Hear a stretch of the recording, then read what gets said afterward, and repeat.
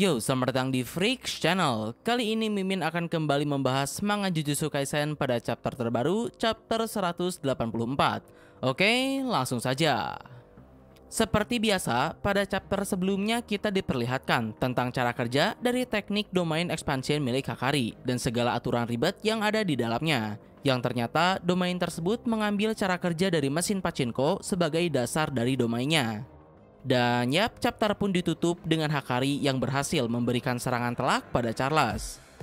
Nah, masuk pada chapter terbaru, judul pada chapter ini masih melanjutkan dari chapter sebelumnya, yaitu Tokyo Colony nomor 2, part keempat. Panel pertama sendiri dibuka dengan menyorot pada Panda. Seperti Yuji dan Megumi, Panda dan Hakari pun juga ikut diteleport ke tempat yang berbeda setelah mereka memasuki koloni. Sementara terakhir kita melihat Hakari ada di sebuah taman bermain, saat ini Panda ada di sebuah pabrik yang terlihat ada banyak kontainer di sana.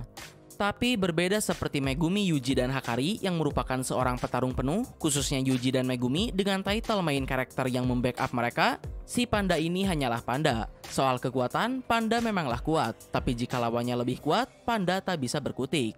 Maka dari itu awalnya Panda berencana untuk menyerahkan semua masalah pertarungan pada Hakari. Karena sejak awal pun Panda hanya masuk ke dalam koloni dengan tujuan untuk mencari Kurusuhana. Karena penciuman Panda yang tajam bisa diandalkan. Tapi berhubung mereka diteleportasi ke tempat yang berbeda, rencana tersebut pun berantakan. Meskipun saat ini Panda sangat ingin pergi dari sana, tapi untuk bertindak dengan gegabah di dalam koloni ini akan sangat berbahaya. Karena seperti yang kalian tahu, tempat yang ada di dalam koloni kini berubah menjadi sebuah tempat tanpa aturan dengan hanya hukum rimba yang berlaku, kalau yang kuatlah yang bertahan. Jadi saat ini, Panda hanya diam saja dan menunggu di atas sebuah kontainer dengan berpura-pura menjadi boneka. Di sana Panda pun mencium bau darah dari 3 orang yang dimutilasi dan seorang musuh kuat yang cukup ahli hingga dapat menyamarkan energi kutukan miliknya. Sampai tak lama kemudian, sama seperti dugaan Mimin, apesnya Panda malah bertemu dengan dukun paling berbahaya di dalam koloni Tokyo nomor 2, yaitu Kashimo Hajime. Di sana Panda langsung berakting menjadi panda sungguhan, tapi Kogane memberitahu Hajime kalau panda yang ada di hadapannya itu adalah seekor player. Tak banyak lama Hajime pun langsung menyerang Panda. Serangannya sukses menembus tubuh Panda, lalu ia pun melanjutkan serangan menggunakan senjata tongkatnya dan berhasil membuat Panda terhempas. Di sini yang menariknya, menurut Panda, energi kutukan milik Hajime sama seperti Nue milik Megumi, karena energi kutukan Hajime ini memiliki sifat seperti listrik. Tapi tetap saja untuk saat ini masih belum jelas apakah energi kutukan milik Hajime memang murni seperti listrik atau ada campur tangan dari teknik kutukannya. Tapi dengan kemampuan tersebut saja sudah jelas Kashimo Hajime ini memang sangat kuat. Di sisi lain Panda pun langsung masuk ke dalam mode gorilanya dan berhasil mendaratkan satu serangan pada Hajime.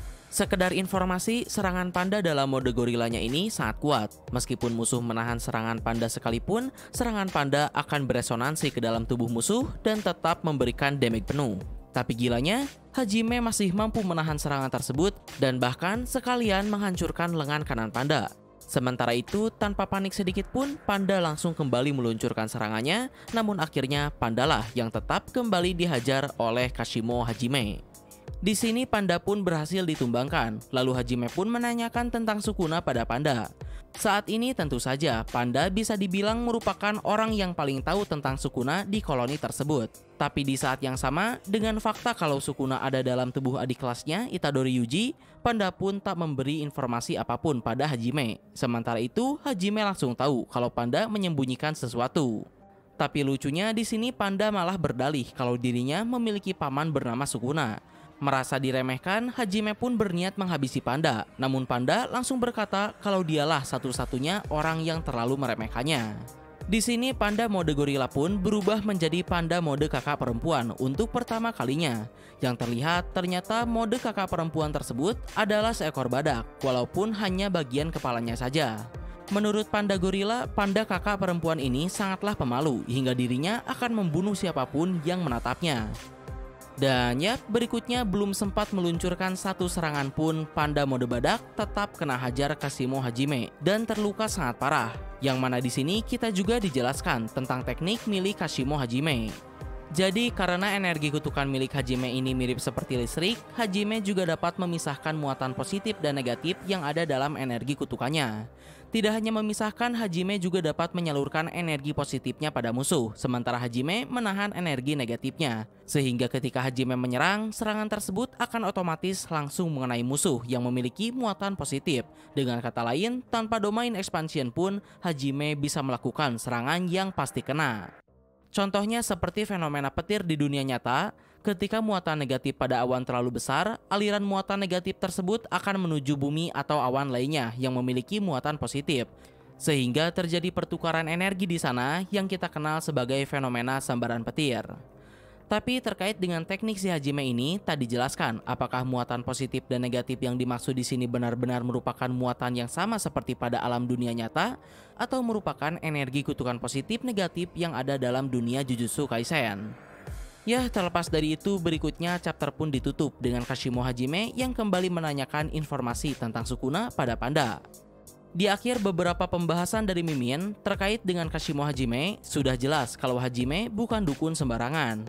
Jika Hakari memiliki energi kutukan yang kasar, maka Hajime memiliki energi kutukan yang bisa nyetrum. Bahkan dengan energi kutukannya yang memiliki sifat seperti listrik tersebut, Hajime juga dapat membuat serangan pasti kena tanpa domain expansion. Lalu tidak hanya energi kutukannya saja, Hajime juga sangat kuat dan cepat. Kemampuan bertarungnya pun juga sangat tinggi. Bahkan serangan panda dalam mode gorilanya tak berdampak banyak pada Hajime. Menurut Mimin, jika lawan Hajime adalah Hakari sekalipun, Mimin tidak yakin kalau Hakari bisa menang melawan Hajime. Tapi terlepas dari itu, ada satu hal yang sedikit mengganggu Mimin. Di sini ketika Hajime pertama kali bertemu dengan Panda, di sana Hajime mengira kalau Panda adalah hewan yang kabur dari kebun binatang Ueno. Mengingat Hajime ini adalah syaman dari 400 tahun lalu, bukankah seharusnya Hajime tak akan mengetahui tentang hal tersebut? Secara kebun binatang Ueno sendiri pertama kali dibuka pada tahun 1882. Dan berhubung latar waktu Jujutsu Kaisen ini mengambil pada tahun 2018, bahkan masih kurang sekitar 200-300 tahun untuk Hajime mengetahui adanya kebun binatang tersebut. Entah ini merupakan plot hole atau mungkin GG memiliki penjelasan sendiri kalau para shaman yang dibangkitkan oleh Kenjaku ini masih bisa mengawasi dunia Jujutsu Kaisen meskipun mereka belum dibangkitkan. Karena hal seperti ini tidak hanya terjadi pada Hajime saja. Regi pun juga sama. Rasanya cukup aneh, shaman dari masa lalu sepertinya memiliki teknik yang mengharuskan dirinya menggunakan struk belanjaan. Karena dalam 100 tahun ke belakang dari tahun 2018 pun, struk belanjaan masih belum ada. Ya, terlepas dari itu, jikalau itu memang plot hole sekalipun, sebenarnya hal ini tidak berdampak apapun pada cerita. Lalu berikutnya, untuk Panda akan bagaimanakah nasib Panda selanjutnya? Pertama-tama, peran dan tujuan Panda masuk ke dalam koloni ini adalah untuk mencari Kurusuhana. Tapi berhubung Kurusuhana ada di koloni Tokyo nomor 1, dan bahkan terakhir terlihat dirinya menghampiri Megumi, itu artinya bisa dibilang Panda telah kehilangan peran tujuannya di dalam koloni sekaligus cerita. Jadi Mimin sedikit curiga kalau GG Akutami bisa jadi akan membunuh Panda pada arc The Cooling Game ini. Tapi dengan Hajime yang kembali menanyakan informasi tentang Sukuna di akhir chapter tadi, sepertinya untuk saat ini Panda memang belum mati. Yang mana meskipun begitu, situasi saat ini sendiri tetap tidak bagus untuk Panda. Kashimo Hajime benar-benar brutal. Dirinya tak ragu untuk membunuh seseorang atau apapun itu. Satu-satunya harapan Hakari datang membantu atau ada shaman lain yang mendadak menyerang Hajime. Berikutnya masih terkait dengan nasib Panda, Mimin punya opini yang cukup liar. Karena saat ini Panda ada dalam mode kakak perempuannya, mungkin bisa saja Panda mode perempuan tersebut akan memberikan informasi tentang Sukuna pada Hajime demi keselamatan adik-adiknya sekaligus kesadarannya yang lain, yaitu Panda mode biasa dan Panda gorila. Ya, terakhir, sejauh ini kita belum diberitahu apa sebenarnya tujuan Hajime mencari Sukuna. Apakah Sukuna memiliki hutang pada Hajime? Apakah Hajime merupakan bawahan Sukuna? Atau Hajime hanya ingin sparring dengan Sukuna? Masih belum jelas Kashimo Hajime ini adalah rekan Sukuna atau bukan. Jadi kita tunggu saja di chapter yang akan datang sebenarnya apa tujuan Hajime ini dan akan bagaimanakah nasib Panda nantinya. Berhubung saat ini Masami Chiyaga pun sebagai orang yang menciptakan Panda sudah mati, jadi jika Panda terbunuh saat ini tak ada harapan untuk Panda bisa kembali dalam cerita.